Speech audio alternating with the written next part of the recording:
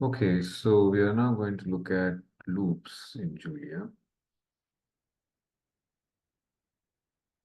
Okay, so I have written here a function that takes in a number, say num, and the function name is prime, and it is ending here. And all the function does is go through loop and check whether the number is prime or not. So a number is prime if no integer from the range 2 to num minus 1 could divide the number and the remainder being 0. So one way to write the loop is like this. You have a loop iterator index iterator that runs, say in this case, for I in 2 to num minus 1. So the values of I ranges from, it will be from 2 to num minus 1. Then this is an if condition. If num mod I is 0, that means the reminder when num is divided by I, if it is 0, then that means again I ranges from 2 to n minus 1. So the condition for a number to be prime is no integer from 2 to 1 less than that number should divide that number and the remainder be 0. Even one such number exists, the number is not prime. So return false because at least one such integer in the range 2 to num minus 1 that could divide num and the remainder is 0. So num is not prime. If you have gone through the entire for loop and if you have not yet returned, that means you can return true. And this is where confirming that the number is indeed true. Because if the number is not true, we would have got inside the if block at least for some I for which num mod I is 0 and we would have returned false right away. So the thing is that if you're not returning until you come out of the loop, and even after coming out of the loop, you're coming out of the loop. Basically, I've gone through because of this range 2 to n minus 1. Then it means all such integers in the range 2 to n minus 1 cannot divide now. That means the remainder is not 0. So you return true. The number is indeed prime. Okay, so that's a function to test whether a number is prime or not. We'll call this function later in this code, but let's start from again fundamentals. So I am building, say, A1 from empty square brackets. So it's going to be an array of type any. Let me run this simultaneously so I can explain the output. So I want to fill this A from 1 to 10, or actually the cube of integers from 1 to 10. So it'll be like I want the values of 1 cube, 2 cube, 3 cube, and so on. So for I in 1 to 10, push. Okay, so this is an empty array or vector. I want to push to A1 the value of I cube. So I cube would be like 1 cube, 2 cube, 3 cube, and so on. So that's why if you print this A1,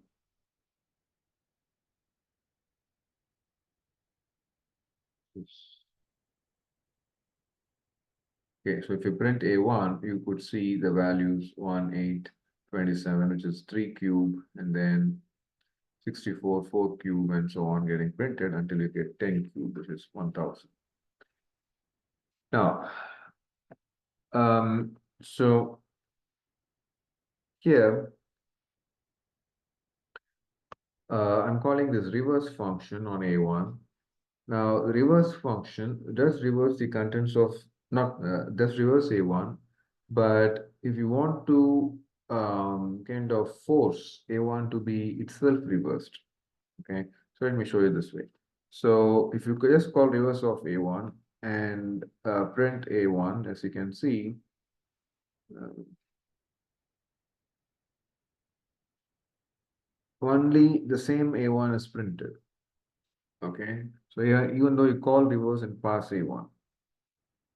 So the reverse function will reverse the elements in reverse elements, but it tries to return a new array. So you could say some A11 equals reverse of A1, and now try to print A11.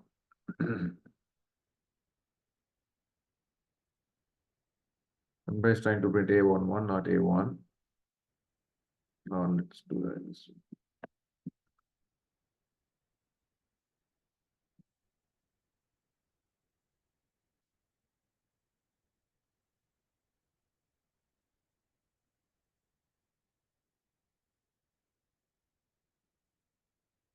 Yeah.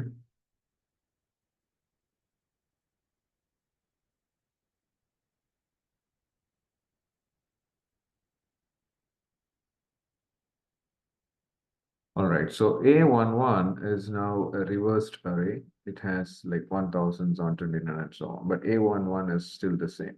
So if you want to enforce the change, that's the scenario where you have to use exclamation mark. So if you say reverse exclamation A1, it's like push exclamation A1, the contents of A1 does get changed. It means does get reversed. Okay. So when you call that later, A1 does get changed. So this is actually A1.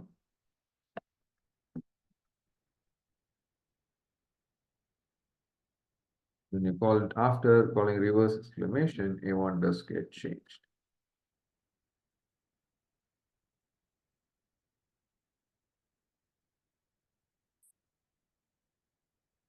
Okay. All right. Now, if you want to sum the elements in A1, there's a simple function here, sum. You can call on A1 and just print it out. But if you want to use a loop to do the summation, we can do that. Even though we typically don't do that because there's a simple sum function is available to just sum all elements in a vector. Let's see how you can use a loop to do that. So that's the more traditional approach you could have used in C++ and Java as well. Summing all the elements in a vector on an array, you declare some variable sum that's going to keep track of the sum to 0.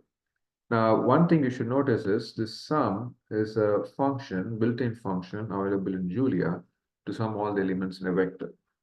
So since there is this function by this name, you cannot initialize the variable to be also sum equals 0, then to mess up your program.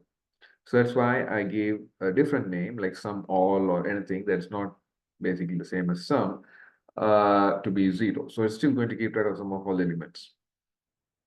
Okay. Now, this is another way you can iterate through a vector. You can just say for I in A1. So when you say for I in A1, I will take the values of all the elements in A1 in the order in which they are appearing in A1. Okay. So the loop index itself is going to take the values of the elements in the array. And all you have to do is add I, which is each element in A1, to the current value of sum all and keep updating sum all. Now, you will notice that I have written a variable, a keyword called global in front of sum all. This is kind of like a weird requirement of Julia because you cannot get around like this. That's what we do in traditional languages, sum equals sum plus x, I, like that. We have to write this global because if you don't write the global, since Julia doesn't require initialization or declaration, it will treat the sum all as a local variable within that loop, is as a loop variable. But what you want to update is the variable that you declared outside the loop and initialize to sum all. So that's why we should declare this global in front of the sum all to make Julia to realize that you are trying to change this sum all, which is declared globally into scope. Okay, so this is the only thing you have to remember when you write the loop and try to have access, not access, you can access, so you can access it as long as you're not changing, it's fine. You don't need to use global. But if you're changing the value of that variable you have declared outside the loop, especially before the loop, then you have to use a global variable to make the value of that variable does get changed because of what you're doing inside the loop. Okay, so you can now print sum of all elements in A1 as the value of sum all.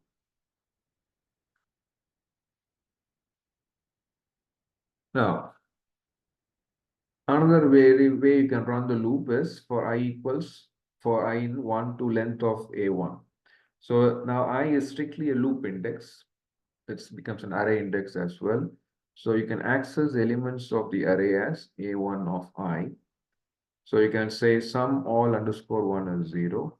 Similarly, you access them using this global keyword, global sum all underscore 1. I cannot access like change.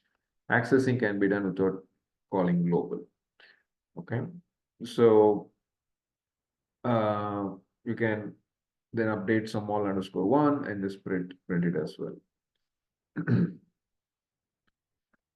Okay, so I'm again repeating, you don't need to put global in front of some all underscore one if you're just accessing it. Only if you're changing it within the loop, you find like your this will because this is going to change because some all underscore one plus something, right? So that's going to change some all underscore one. So then you put global in front of it.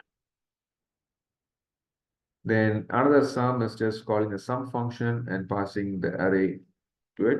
That will sum all the elements in the array. So that's the most straightforward way people do that instead of writing a loop to just sum the elements. But it's good to know how to write a loop and also um, we looked at the use of this global keyword or the need to use a global keyword as part of this summation process. Now, Julia also has a while loop that almost runs the same way as we do in C++ or Java. It has a condition and it will run until the condition remains true. So here, what I want to do is I want to pop out all the elements of this A1. So remember, A1 was filled with the cubes of integers from 1 to 10. So I want to remove each of them and make it empty. And as I pop the elements, I want to print their value as well. So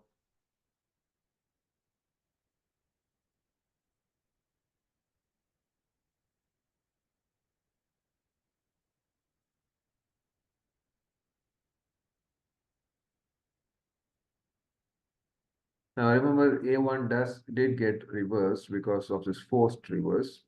So A1 currently appears like this 1000. Okay. So it's also printed here. So when you do the pop on such an A1, the first element to come out will be the element at the end of the vector, which is 8 in this case. So when you try to print the values of the elements that are popped out of A1, the first value to get printed is 8. So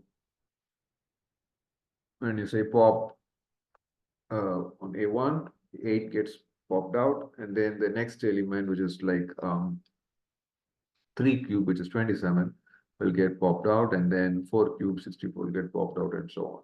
So as the elements get popped out, the length of A1 keeps reducing.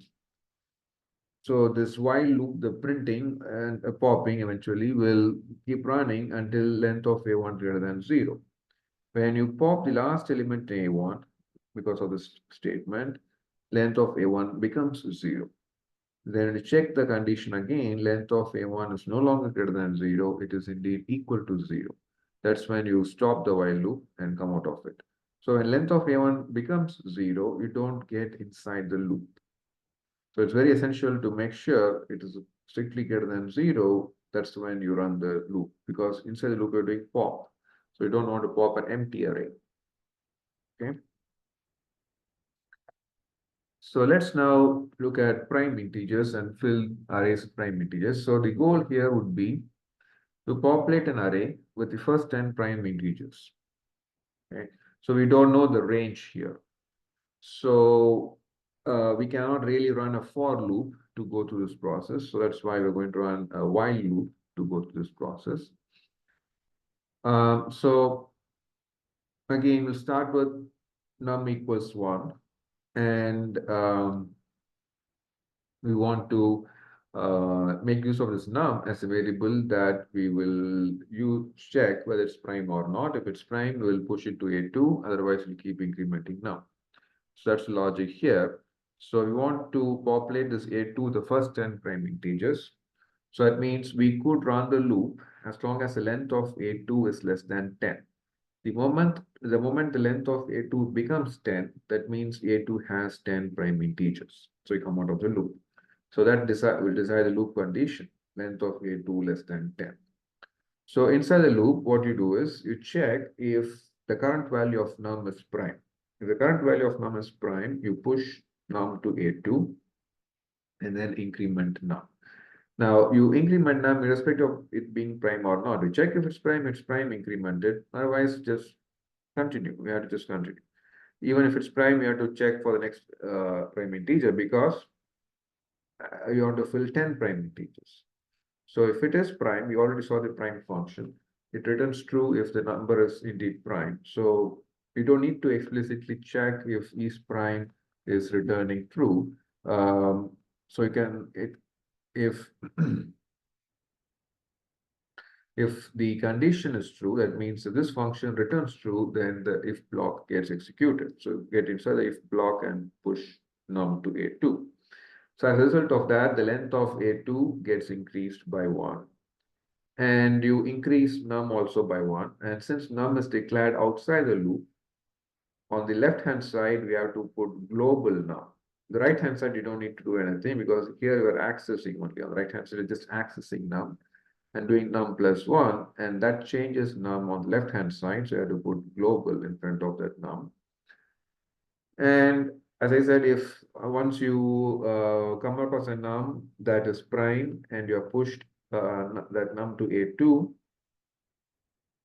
and length of A2 as a result of that has become 10, you would be incrementing the num, but you won't be again getting inside the loop and checking whether that num is prime or not. So what will be printing here is the first 10 prime integers. Okay. So in this case, I'm printing that to be this 1. So I'm starting from 1. So 1 is indeed counted as a prime here. And then we go up to 23. Okay. Now, the reason 1 is considered as a prime here is because you look at how this loop is written, you check from 2 to num minus 1. So you don't even get inside the for loop if num is 1. You just return true. So that's the way num is considered prime. And if you're looking at 2,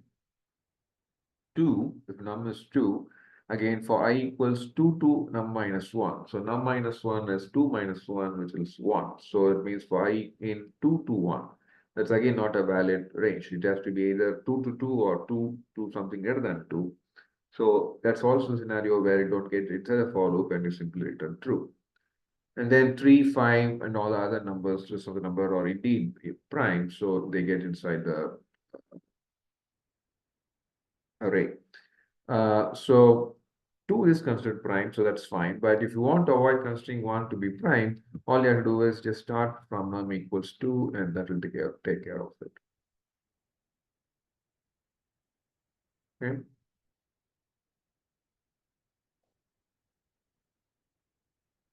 All right.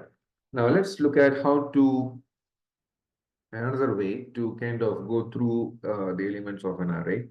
There's a function called enumerate that can be used to go through an array. And you specifically say, for example, you pass the array like enumerate of A2, where A2 is the array that contains the first 10 prime integers. So this function returns the index and the value of the element in that index. Okay, so it returns, say, the index 1 and the value of the element at index 1, returns index 2 and the value of the element at index 2, and so on. So you can print the prime integer number at that particular index 1, 2, 3 up to 10 is the corresponding value. So you could really get printed something like this. Prime integer number 1 is 1, prime integer number 2 is 2, prime integer number 3 is 3, and so on. So just accessing the index of each of these elements and using that to kind of make a more informative output. Now, in another video, we saw a comprehension-based approach to kind of fill an array. That's what we did in the array module. So there you have an expression and then a loop for that variable there, I, and within operating within some range. There's actually a more general version of it. You can also have a condition. So an expression, a loop, and then a condition. But the conditional part is optional.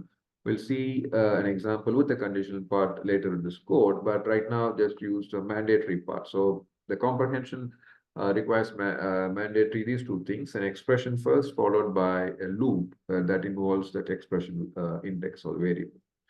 So in this case, I is the expression variable, I star I for I in 1 to 10. So basically, you want to fill A3 with the squares of integers from 1 to 10. Okay. So if you print A3, that's what it's going to print 1, 4, 9, 16 up to 100. So now another thing is you want to fill, say, an array using the contents of another array. So far we did just from the raw values 1 to 10 or whatever the range and filled it up. But now let's use one array like A4 to be hard coded like 2, 4, 5, 9 in this case.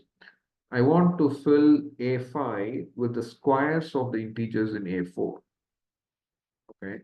So what I can do is I can declare my A4 to be whatever having the elements it needs to have, and then A5 will be some x square for x in A4. So x takes the values of, when you say for x in A4, x will take the values of each element in A4 and you're squaring. So this is the expression and the variable there is x, and then you have a loop that involves that x. And you can print that A5. Okay, so that will be like now 2 square, 4, 16, 25, and 81. Now, another way you could fill up an array is using this map function. So again, you want to fill this array A6 based on the value in some other array, say A4. And this is the syntax of the map function. So you're mapping the index variable, which is in this case x. So that this x that's on the left-hand side of this what do you call the implies sign will be the variable that will take the values of the elements in A4. So the values of the elements in A4 will be assigned to this x, and you are mapping them to this x square function. So they will be subjected to the x square function, and the return values would be then stored in A6. So it's doing the same thing as you simply do here, but just there's a different way of doing that using this map function. Okay. So A6 is also going to be the same 4, 16, 25, 81. So now, this is what I was telling earlier. The more general or the comprehensive version of this comprehension function is you can have an expression first involving some variable, say a, and then a loop involving that a. So for a in some range, and then if a condition is true, that means you want to fill up this array using for a in some range, and the a evaluated with a certain expression, provided if some condition is also true. So you are imposing a condition now. So we can now use this logic to fill up an array of prime integers from 1 to some range, 1 to say 100. So you can just say the expression is I itself. So that's perfectly fine as well. I, and for I in 1 to 100, if is prime of I is true. Now, this condition could be even simply written like this, if is prime of I. So both will generate the same elements, prime integers from 1 to 100. So I just want to differentiate between the two because we will be kind of feeling weird if just writing this would be sufficient if is prime of I. But remember, is prime of I is a condition, and that function is prime returns true or false. So it gets evaluated as a condition anyway. Okay. So in this place expression, you could change it to fill this array with, say, the squares of the prime integers from 1 to 100. Okay, so if you want to do that, you could do as an expression for I in 1 to 100. So this is expression for I in 1 to 100 is the looping, and then if this is a condition. So let's check it out.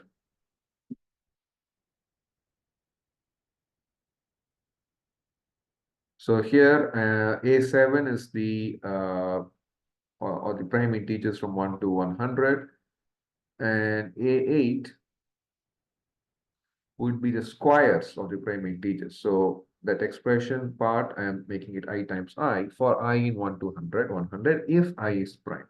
It means if is prime of I. So I'm still basing on I, not the squares of integers, but you could have an expression that involves I and then make it like for I in 1 to 100 if is prime of I. So this is a very powerful approach.